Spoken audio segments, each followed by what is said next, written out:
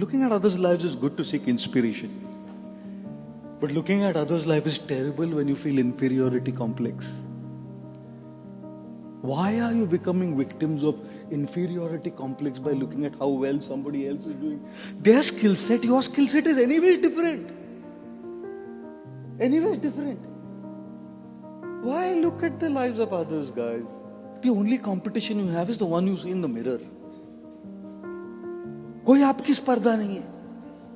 That's why I always say, the grass is not green on the other side of the mountain.